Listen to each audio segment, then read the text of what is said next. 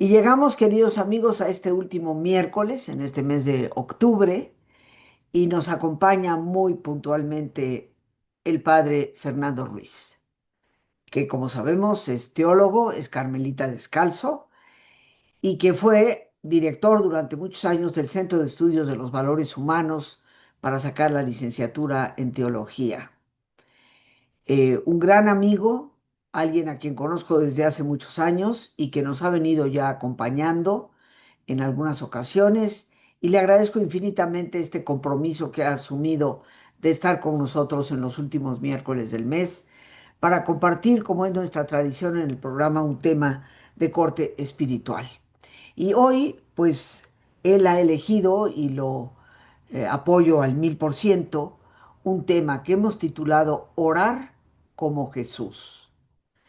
Así que le cedo la palabra al padre Fernando Ruiz, a quien con todo cariño y respeto le llamaremos por su nombre, y que nos cuente qué es orar como Jesús, cómo tendríamos que orar para hacerlo como Él lo hizo. Porque a veces, y con esto quiero arrancar, mi querido Fernando, a muchos de nosotros como que se nos olvida que Jesús oraba. Adelante, Así Fernando. es, así es. Buenas tardes, Rosita. Gracias por esta invitación, como siempre, y un saludo muy cariñoso, pues a toda la gente que a través de de este espacio nos escucha y que también busca, pues, como buscaba Jesús, y eso pareciera un poco hasta contra lógica, ¿verdad? Buscaba una relación con Dios, como la gotita de agua que cae y que no puede dejar seca la planta, la maceta, porque si no se muere. A veces cuesta un poquito de trabajo pensar que Jesús necesitaba la oración como su ambiente de vida. Vemos a Jesús como alguien muy activo siempre, como alguien que curaba, como alguien que liberaba del mal, que buscaba justicia, que buscaba incluir a los que estaban excluidos por pecado, por impureza, por raza. Em, Ciertamente hacía todo eso, pero lo que hacía que Jesús hiciera todo eso era lo que, bueno, tenía su origen en su relación con quien él llamó Abba, que podríamos traducir como papá querido. Es como decía, Abba es padre, sí, y en el Antiguo Testamento se hablaba de Dios como padre, pero con con mucha reverencia, con mucho respeto, como siempre. También se hablaba de Dios en el Antiguo Testamento como el Dios pues el Dios de la justicia, como el Dios que ganaba las guerras en favor de Israel. Jesús le da un cambio a la relación con Dios, perdón, desde el mismo nombre del Dios con el que él se relaciona. Es papá querido. Y esa relación con Dios es lo que armoniza todo lo demás. Digamos que eso está en el centro de su interés, de su motivación y de su experiencia. Y a partir de ahí parten las demás acciones, parte todo lo que él va aprendiendo, porque sí, ciertamente nos dice, por ejemplo, el Evangelio de Lucas, Jesús seguía creciendo en sabiduría delante de Dios y de los hombres. Es decir, que si bien Jesús lo reconocemos en este misterio de la encarnación, ¿verdad? Como completamente Dios, también es completamente humano. Y como tal, pues tuvo que hacer un crecimiento en su misma fe, en su misma relación con Dios. Y vamos a ver cómo habrá empezado, cómo habrá partido, cómo le habrá enseñado María, cómo le habrá enseñado José a orar, qué habrá pasado en él y cómo es que él empieza también en la oración a diferenciarse de de la forma en cómo se oraba en su tiempo. Y creo que eso también nos tiene que decir mucho porque pues hoy en día hay oraciones de todo tipo y por todos lados también gracias a las redes, a los medios de comunicación. Por ahí salen cadenas por el WhatsApp y que uno tiene que mandarlas y que bueno, si dices esta oración, esto va a pasar. Bueno, hay muchos modos de relacionarnos con Dios. La religión parte del religare, en latín de volver a ligarnos con Dios. Pero no decimos aquí en México que no a cualquier taco le llamamos cena, ¿verdad? No cualquier alimento es el que nutre y no toda la oración es la oración que Jesús quería. Vamos a ver entonces que Jesús es alguien que tiene a Dios mismo en su raíz y que orientó a todos, y eso es el principal interés de Jesús, que orientó y que hoy quiere orientarnos a que tengamos esa misma experiencia. Es decir, a veces se nos ha insistido en que, sí, cierto, Dios nos pide y están los mandamientos, no hacer esto, no hacer el otro, no matarás, no honrarás a tu padre y a tu madre, no mentirás. Hay cuestión moral o ética, pero hay sobre todo una experiencia de amor, de relación con Dios que me hace como consecuencia vivir necesariamente esa orientación con Dios y mucho más radicalizada, ¿verdad? Mucho más de fondo y con más corazón, no porque me lo manda la iglesia, sino porque en mi relación con Dios estoy experimentando que esto es lo que Dios quiere y a eso me mueve. Porque otra cosa bien interesante de Jesús al final de su vida es que vuelve como a recrear en todos nosotros, en sus seguidores y en todos nosotros, ese mismo momento del Génesis cuando Dios hace al hombre, a la mujer, ¿verdad? Los crea, toma barro y hace algo semejante, pero hasta que le sopla Dios, Yahvé, sopla en el primer hombre, en Adán, le da su espíritu, es decir, su capacidad de ser como Él. Es imagen y semejanza. Viendo al ser humano, tenemos una buena idea, y eso pareciera, bueno, está en la Biblia, esto pareciera extraño, pero nos damos una buena idea de cómo es Dios. Jesús hace lo mismo cuando él muere y resucita, le sopla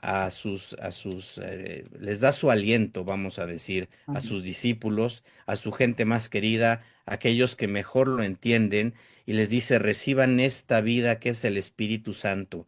A partir de aquí su vida va a ser también, si ustedes cultivan esto con su oración y con su vida va a ser semejante a la mía porque están movidos por el mismo espíritu. Entonces la oración también viene a ser la capacidad de vivir un poco más como Jesús vivió, más allá del catecismo, de lo que aprendamos. Lo que Jesús quiere, a fin de cuentas, es que tengamos esa experiencia de relación con Papá Dios, con nuestro Señor, nosotros a través de Jesús, em, para que podamos vivir como Él vivió, ¿no? Primero vamos a, después de esta como introducciones, contrastar que a Jesús lo veían orando diferente. Están los pleitos normalmente en el Evangelio muy seguido con los fariseos, con los escribas, con la gente religiosa de su tiempo que dice, la relación con Dios tiene estos mandamientos y tiene estos códigos y se tiene que orar y se tiene que vivir de esta manera. Había más de 600 preceptos y más de 400 decían, no debes esto, no debes lo otro y no debes lo otro. Y bueno, yo creo que yo me imagino con una religión así uno se hace cada vez más chiquito y bueno, Dios no deja nada, pues. Realmente hay un sistema de creencias religioso y sí es cierto que Jesús también respeta, porque parte de la tradición de su pueblo, de hecho él dice, yo he venido a traerle plenitud a la ley y los profetas, no he venido a quitarlos, pero sí a que se entiendan desde su raíz y a que se vivan con plenitud. Y lo primero no es observar un sistema de creencias. Lo primero para Jesús, y ahí va a ser como el criterio de que la oración es como la de Jesús, es que la gente tenga una vida plena. Él nos dice en Juan 10:10, yo he venido a que tengan vida y la tengan en abundancia. Por eso Jesús se la pasó haciendo todo lo posible, multiplicaciones de panes, convivencias, todo lo que dijimos al principio, curaciones, liberaciones del mal, haciendo todo lo posible porque la gente viva de manera digna, no de manera aislada, temerosa, culpígena, no de manera aislada de su familia o de su pueblo, que eso era lo que provocaba la famosa impureza en aquellos tiempos, no necesitada de estar ofreciendo sacrificios en el templo de Jerusalén para pedir perdón y así poder tener una relación con Dios ahora sí digna. Em, a Jesús lo que le interesa más que un sistema de creencias es una vida digna y su oración va a ir encaminada a que sus hijos de Dios, hermanos, así nos llamó Jesús, vivamos de una manera digna. Se siente entonces Jesús muy movido, y eso lo vemos en cada gesto, en cada aproximación con la gente, a vivir la relación con nosotros, con sus hermanos, de una manera muy misericordiosa. Él que es el Hijo de Dios y que se está dando a conocer como la plenitud de la alianza primera con Moisés, bueno, como la plenitud de los tiempos, de lo mejor que puede haber. Imaginémonos vivir en el siglo primero y tener esta relación con Jesús, como dice la carta de Juan, nosotros que lo vimos, ¿no? Que lo escuchamos, que lo tocamos. Bueno, él era de actitudes profundamente misericordiosas y profundamente alegre además. Jesús es, vamos a decirlo así, amigo de la vida y amigo de la felicidad. Les propongo un ejercicio cuando tengan tiempo y de leer así de corridito, agarren el Evangelio de Mateo, de Lucas, el que quieran, y subrayen cada vez que aparece la palabra alegría o felicidad o consuelo. Es decir, Jesús deja por donde pasa alegría, vida, dicha, deja todo esto y deja en las personas, bueno, esto que es fruto de que todo está bien. Y termina casi siempre diciendo, y la paz esté contigo. La paz es el fruto de que todo está bien. No puedo estar en paz si no está todo bien. Algo entonces bebió Jesús en su oración para, vamos a decir, despegarse un poquito de las tradiciones rituales de su tiempo, ponerlas incluso en entredicho delante de las conciencias más puritanas de los fariseos, para contrastar y decir, es que lo que Dios quiere es felicidad y es vida. Y bueno, Jesús vive de tal manera su relación con Dios que experimenta, es otro rasgo, además de ser muy misericordioso con sus hermanos, lo ven a él con una confianza muy grande, no en que sabe mucho de religión, no en que sabe mucho citar a los profetas y a los escribas anteriores, sino en que conoce y ama mucho a papá, Dios. Y si papá Dios, Abba, quiere la vida de sus hijos, quiere perdonar, entonces yo perdono, aunque no vayas al templo a ofrecer tu sacrificio.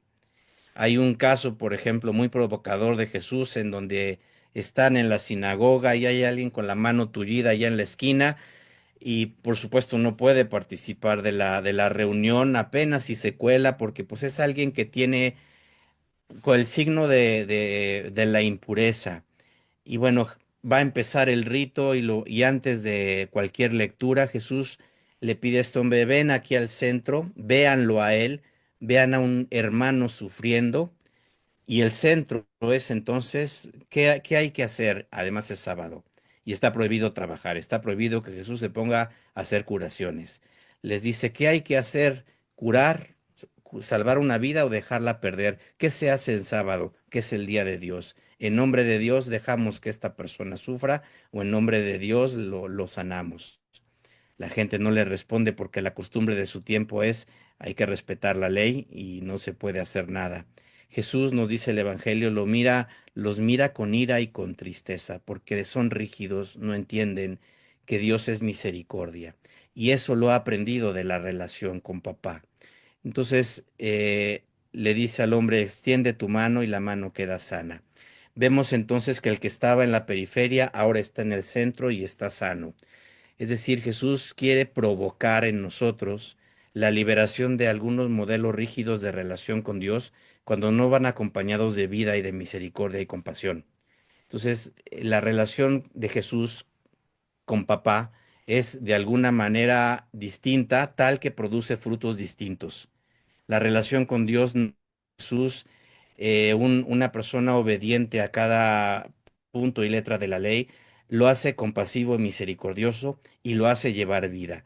Ahí vamos a ver el criterio, empezando por ahí, de una auténtica oración. La oración es una buena oración si produce vida, si produce alegría, si me hace ser más compasivo, si puedo vivir mejor la justicia que pide el Evangelio, no la justicia humana que me dice ojo por ojo, diente por diente, o que me dice que es retributiva, yo si no me lo merezco, pues no lo puedo pedir. Para Dios es, yo voy a recibir todo lo que necesite para que su amor sea una realidad plena. Bueno, más o menos por ahí, a eso apunta la oración de Jesús. ¿Cómo oraba Jesús? Es el tema. Lo primero que llamaba la atención a la gente de su tiempo, que no era muy común, es que se retiraba a orar, los dejaba con sus problemas y con sus discusiones importantes, y yo me voy al monte y pasaba la noche en oración con Dios, y causó honda impresión tal que de repente los discípulos le decían, oye, enséñanos qué haces ahí tanto tiempo, porque nada más te ves calladito. Y no es que se retirara a orar salmos y a decir muchas cosas. Su oración es un encuentro íntimo, silencioso con el Padre, y es un encuentro que Jesús ve como algo necesario, como algo que anhela su corazón, como algo de la fuente de donde necesita beber día a día para poder llenarse, pues, amorosamente de ese papá que le habla dice Juan de la Cruz, sin ruido de palabras, como un Dios que es inmensamente grande, completo y misericordioso y ante quien puedo estar en actitud, llamamos contemplativa. Una oración que no consiste en yo decirle muchas cosas y pensar cómo debo decirle tal o cual cosa o cómo debo convencer a Dios. Él sabe, nos dice Jesús, lo que necesitamos de antemano. La oración no debe ser compleja.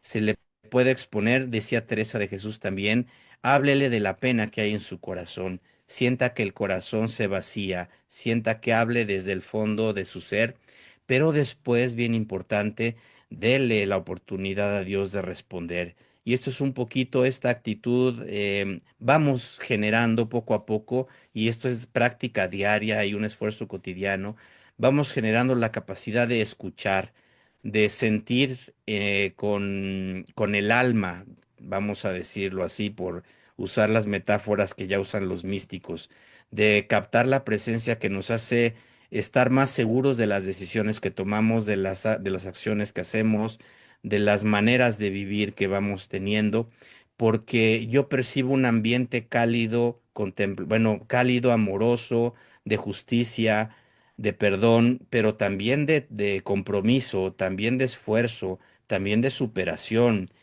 Y con eso, con humildad, así lo voy percibiendo. Jesús va actuando así, de manera sencilla. Algo pasa en lo secreto de su oración que al final, bueno, lo vemos ya en su vida adulta, la oración es sin esfuerzo, sin técnicas especiales. Vaya, nosotros hoy en día vivimos tan acelerados y con tanta prisa que sí nos hace bien a veces echar mano de algunas técnicas como para focalizar nuestra atención y nuestras capacidades internas y poder dirigirnos ante el misterio de Dios. Pero no, eso es preparación para la oración, Claro. eso es apoyo para la oración. La oración ya es el encuentro con este gran misterio de Dios, con quien basta presentarse como hijos necesitados y no hay más que eso, ¿no? Entonces, eso es de parte de Jesús. De parte de Dios, hay que decir que lo que decíamos al principio, que Dios es un papá, así lo experimenta Dios, y habría que ver entonces a quién le dirigimos la oración y cómo pensamos que nos escucha. Si es un Dios que a lo mejor por ahí me animo a pedirle un favorcito, o le digo que bueno, le pido este favor, pero por ahí le ofrezco tal sacrificio, o es un papá bueno que me recibe como al hijo pródigo que llega a su casa a lo mejor después de haberlo hecho mal, pero me recibe con un cariño enorme Y por eso Jesús lo llama papá mío querido, papá, papá que además es un papá bueno y que es bueno con los buenos y con los malos, ¿no? Según yo, los buenos y los malos, ¿no? Porque también es con mi vecino y con mi vecina y con mi familia y con el que tengo de junto y con quien yo no sé cómo Dios juzga, pero que me hace ser también a mí, como Él es tan bueno, me hace ser a mí, y eso es como un criterio de discernimiento si nuestra oración está bien, me hace ser también compasivo y justo, justo al modo de decir, no voy a devolver mal por mal, no voy a poner violencia cuando me pusieron violencia, voy a encontrar la manera creativa de conservar mi dignidad y hacerla crecer y la de mis hermanos, buscando al mismo tiempo la justicia en este mundo. El Dios de Jesús no quiere que nos humillemos para que sintamos que no contamos y que nos puedan pasar por encima, por decirlo así, ¿no? La justicia del reino hace que las personas sean profundamente misericordiosas, pero también profundamente justas. Finalmente, Dios es inmensamente grande, pero no da miedo, no aterra con su grandeza y poder. Es el Dios de la vida que ha venido para que tengamos vida en abundancia y que va produciendo en nosotros una transformación, y eso es el fruto de la oración. Y aquí termino diciendo que la oración se reconoce más bien por los frutos, en esa contemplación sencilla, va produciendo en nosotros un cambio interno que nos haga ver el mundo de manera distinta y actuar hacia el mundo de manera diferente. No oramos para que Dios sea un mago que cambie las cosas, sino para que transforme nuestro corazón y podamos comprometernos para cambiar mejor el mundo. Pues así que sea nuestra oración con sencillez, con mucha confianza, pensando que Dios es inmensamente bueno, es un papá que nos quiere y que quiere hacer de nosotros hijos que tengan vida en abundancia. Bien, Fernando, pues yo te agradezco, pero llegaremos a mayores conclusiones todavía después de nuestro ejercicio. Vamos a hacer nuestro ejercicio de relajación. Les recuerdo que en este último miércoles de mes, pues es cuando durante el ejercicio el Padre comparte con nosotros algunas reflexiones para que ese nivel de serenidad, de quietud, de disposición, nos lleve posiblemente a una oración más profunda, más cercana a lo que hacía Jesús. Bien amigos, pues aquí estamos, regresamos con el Padre Fernando Ruiz para unos breves minutos para cerrar este espacio de último miércoles de mes en que hemos titulado el programa Orar como Jesús. Yo creo que todos anhelamos una vida espiritual profunda, mi querido Fernando. A veces nos quedamos en la superficie. Los ritos son importantes, pero lo más importante de ellos es lo que simbolizan y muchos de nosotros no nos familiarizamos con su sentido profundo. El rezo, la oración verbal, es también importante, pero en ocasiones se llega a convertir en simple repetición de frases cuando la mente divaga en otras partes.